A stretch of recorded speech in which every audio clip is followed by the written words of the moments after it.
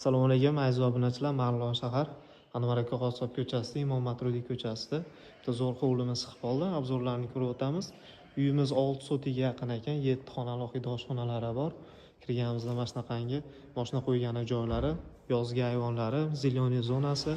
Bundan tashqari uyimiz to'g'ridagi va o'ng tomonda uyimizni polniy podval ekan, pastki qismlari monolit quyilgan ekan.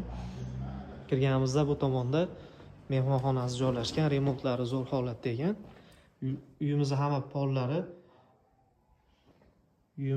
xonalari pol qilingan ekan.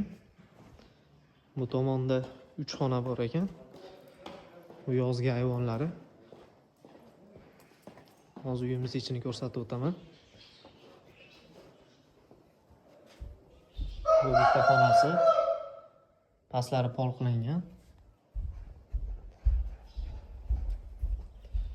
Bu tomonda yana bitta xona.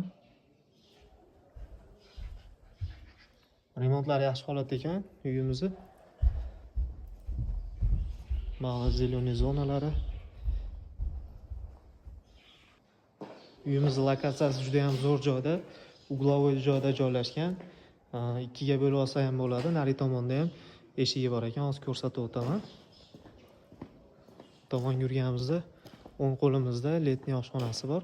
Bu to'g'rimizda 3 xona. Buni hozir ko'rsatib o'taman, odamlar bor ekan. Bu tomonda oshxonasi letniy. Bu tomon yurganimizda bu tomondan ham eshigi bor ekan. Chap tomonda sanuzellari, hammomlari joylashgan. Bag'la ziloniy zonasi.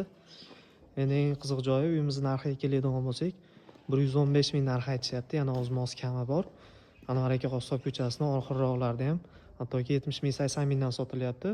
Bu joyimiz Anvar aka Qossob ko'chasidan kirganda hech qancha kirmas ekan. Boshroqlarda joylashgan ekan. Pastda telefon nomerlarini qoldirib beribman. Telefon qilib aloqaga chiqishlari mumkin.